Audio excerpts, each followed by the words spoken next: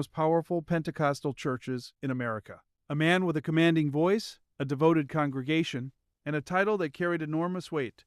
Presiding Bishop of the Pentecostal Assemblies of the World. His name is Bishop Charles H. Ellis III. For decades, he was untouchable. Greater Grace Temple in Detroit, Michigan, a massive sprawling church with thousands of faithful members, was his kingdom. He didn't just lead it, he was it. His father built it, his legacy was forged inside it. And for years, that legacy seemed bulletproof. Legacies, it turns out, can crack. And when they do, they rarely crack quietly. This is the story of a bishop, a woman with a story to tell, a congregation left in shock, and a denomination forced to confront a crisis it never saw coming.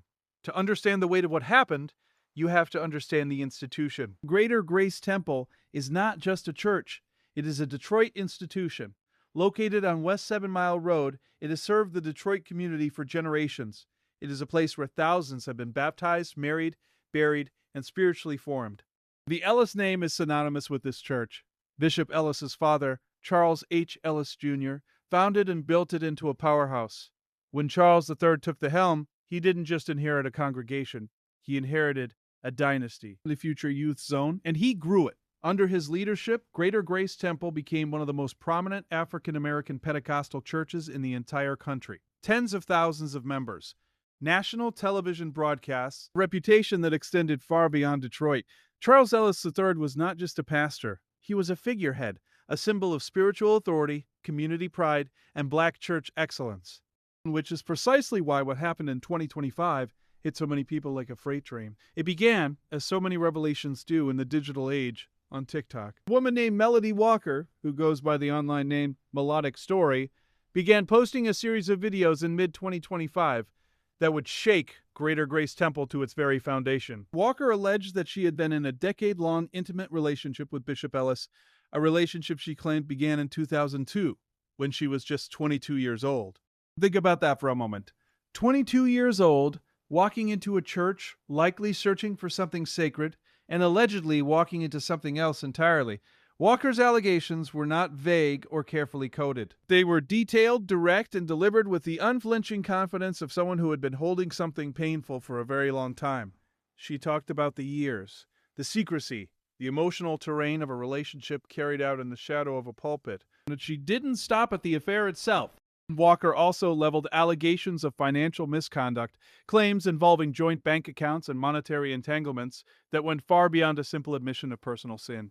Her content spread rapidly. Comment sections exploded. The Christian internet, which can be both deeply prayerful and devastatingly unforgiving, erupted. She was also reportedly working on a tell-all book titled The Bishop, His Wife, and Me, a title that says, with devastating clarity, exactly what kind of story this is. Then came July 2025. Bishop Ellis, then 67 years old, did something that very few people in positions of power ever do voluntarily. He admitted it. In an email sent directly to his congregation at Greater Grace Temple, Bishop Ellis acknowledged an inappropriate relationship with a former church member. He described it as something that occurred over 15 years ago. It was a stunning moment, not because powerful men never fall, history is full of them falling, but because the admission came directly from a man himself, delivered to the very people who had trusted him most, his church family. Imagine being a member of Greater Grace Temple and opening your inbox to find that email. Imagine what it feels like to read those words from the man who has preached to you, prayed over you, presided at funerals and weddings and baptisms. The email sent shockwaves through the congregation, through Detroit, through the broader black church community, and through the Pentecostal denomination that had entrusted him with its highest office. He admitted to the relationship, but he did not admit to everything. Bishop Ellis denied Walker's more explosive allegations, specifically the claims of financial misconduct and joint bank accounts. His team made clear that he had retained legal counsel to address and contest those specific claims. So the picture that emerged was this: an admission of moral failure, but a contested one, an affair acknowledged, but a fuller narrative disputed. The legal machinery was already turning before the ink was dry on the apology. Before we go further, we have to rewind. Because this was not the first time Bishop Charles Ellis III found himself at the center of public controversy. The year was 2018. The occasion was one of the most high-profile funerals in recent American cultural memory. The homegoing service of Aretha Franklin, the Queen of Soul, held at Greater Grace Temple in Detroit. The world was watching. In the middle of that historic, televised service, something happened that millions of people noticed, discussed, and did not forget. Singer Ariana Grande performed at the service and approached the podium afterward. Bishop Ellis greeted her, and the way he placed his hand on her body, gripping her at the ribcage in a manner widely perceived as inappropriate, was captured on camera and broadcast to the world. The reaction was immediate. Social media erupted. Critics called it an obvious display of discomfort for Grande and an inappropriate use of his position and proximity. Late-night television addressed it. Op-eds were written. Bishop Ellis apologized. He said the moment was unintentional, a product of how he typically greets guests, and expressed regret that it came across the way it did. But the image didn't go away.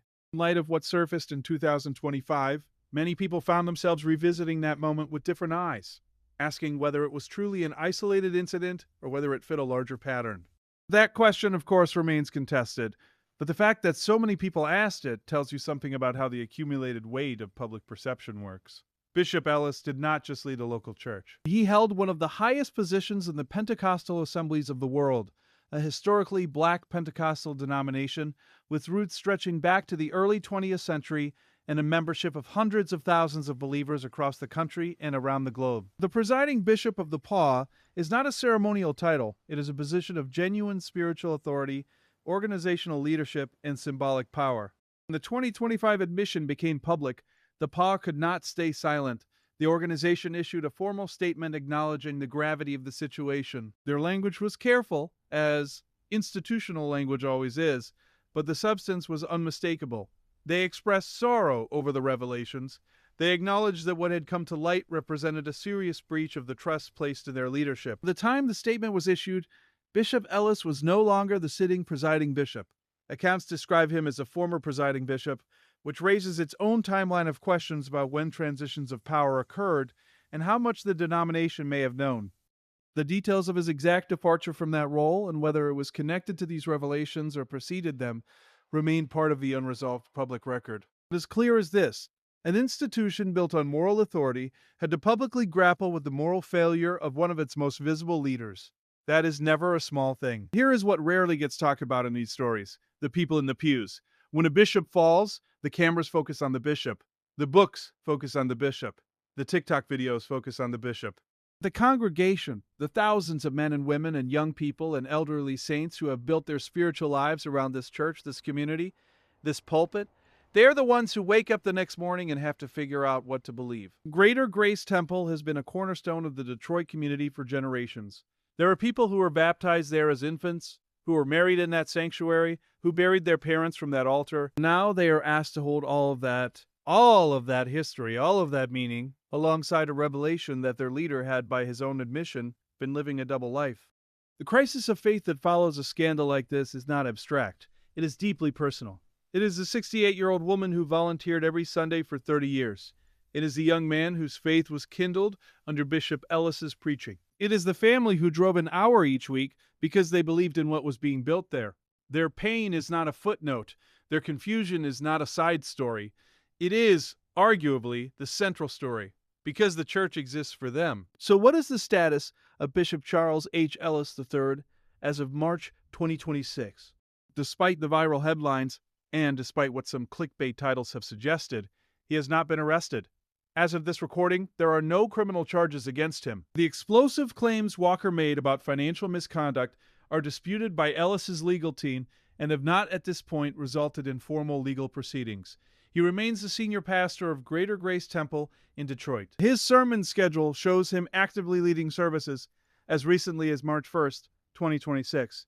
He is still in the building, still at the pulpit. Whether that represents resilience, institutional loyalty from his congregation, or something more complicated, is a question that reasonable people disagree about fiercely. Melody Walker continues to share her story publicly. Her book, The Bishop, His Wife, and Me, remains in progress, and the public appetite for it, judging by the engagement her content has generated, is substantial. The PAW has moved forward with its organizational life, though the damage to the institution's public image in connection with these events is undeniable. The broader conversation about power, accountability, spiritual authority, and the vulnerability of those who seek community in religious spaces continues. This story is not just about one bishop. It never is. What the story of Bishop Charles H. Ellis' theory forces us to confront is a pattern that stretches across denominations, across decades, across every tradition, where power is concentrated in a single charismatic individual. When someone holds spiritual authority over a community, when they represent, in some real sense, the divine, the power dynamics involved are not ordinary. The person in the pew is not in a typical relationship with the person at the pulpit. There is an asymmetry of authority, of trust, of vulnerability that creates the conditions for abuse. This is not unique to black churches. It is not unique to Pentecostalism. It is not unique to Christianity. It is a human problem, a power problem, an accountability problem. And the question that every faith community must eventually ask, and that communities like Greater Grace Temple are asking in real time right now, is this: what structures exist to hold our leaders accountable? Who watches the watchman? When the watchman falls, what do we do next? The word grace is not incidental in the name Greater Grace Temple. Grace, in Christian theology, is unmerited favor, forgiveness extended not because it is deserved, but because it is given. There is a painful irony in the fact that these revelations unfolded within a house named for that very concept. Because what this story ultimately demands is that two things be held at the same time. Things that are genuinely in tension: grace for the humanity of flawed leaders, the complexity of human failure, for the possibility of repentance and restoration, and accountability for the real harm done to real people, for the women who deserve to have their stories taken seriously, the congregants who deserve honesty from those who lead them. Neither of those things cancels the other out. The bishop admitted to something that matters. The woman who spoke came forward and told her story. That matters too. The congregation continues to worship and wrestle.